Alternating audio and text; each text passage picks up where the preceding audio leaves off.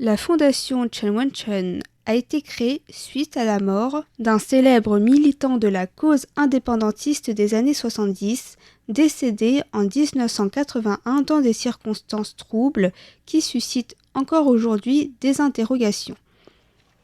Il s'agit de Chen Wenchun, né à Linkou, dans le nord de Taïwan, le 30 janvier 1950. Chen Wenchun était parti étudier aux États-Unis en 1975 après avoir obtenu sa licence en mathématiques à l'Université nationale de Taïwan afin de poursuivre ses études à l'Université du Michigan. Tout au long de sa vie, Chen Wenchun s'est intéressé aux affaires politiques de son pays, notamment aux questions des droits de l'homme et de démocratie. Chen avait, par exemple, soutenu activement le Formosa Magazine, une revue créée par le mouvement dissident dit Tangwai, qui militait pour l'indépendance de Taïwan. Mais alors qu'il était en visite chez lui à Taïwan pour les vacances et à l'approche de sa date de retour aux États-Unis, Chen s'est vu refuser sa demande de permis de sortie du territoire. Le 2 juillet au matin, Chen a été emmené par des hommes du commandement de garnison, l'organe de la police secrète du KMT, pour se soumettre à un interrogatoire sur ses activités aux États-Unis. Le jour suivant, le 3 juillet 1981, après avoir été libéré de sa garde à vue, Chen Wenchun est retrouvé mort sur le campus de l'Université nationale de Taïwan. Les autorités taïwanaises concluent au suicide. Choqués qu'un enseignant d'une université américaine soit mort dans des circonstances aussi suspectes, les autorités américaines s'en sont mêlées, demandant une enquête complète au gouvernement taïwanais et envoyant des spécialistes pour réaliser une seconde autopsie.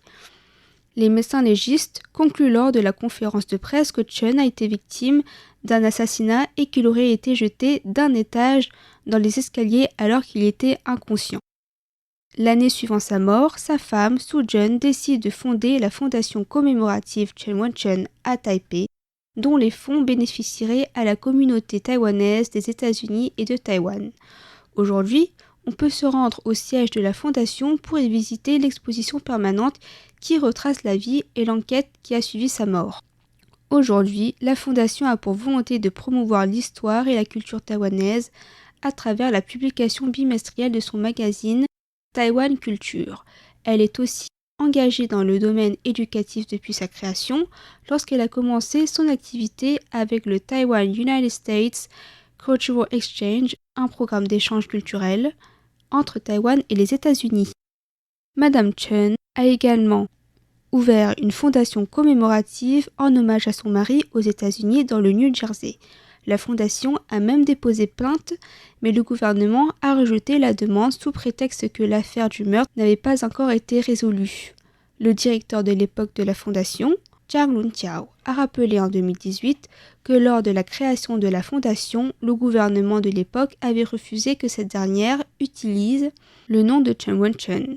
Ce n'est qu'en 2000 que la fondation, qui s'appelait encore Fondation pour les échanges culturels entre Taïwan et les États-Unis, a été autorisée à s'appeler Fondation Chen Wenchun. Dans le passé, le gouvernement de l'État à parti unique espérait que Chen Wenchun sombre dans l'oubli, ainsi que tous les événements historiques similaires. C'est pourquoi ils ne nous ont pas autorisés à utiliser son nom pour nommer la fondation et pour lui rendre hommage. Mais l'arrivée au pouvoir du Parti démocrate progressiste a rendu cela possible. Et nous avons été autorisés à organiser des activités, à faire des recherches plus poussées sur cette affaire et à communiquer sur tout cela.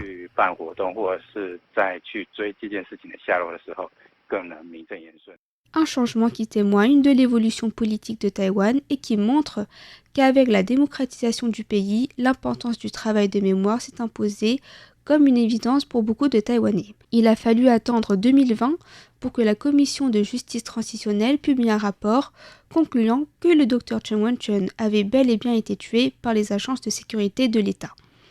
Preuve qu'il existe encore beaucoup de travail de justice transitionnelle à Taïwan pour faire la vérité sur les crimes et les injustices commises pendant la période autoritaire du pays et dédommager les victimes de la terreur blanche.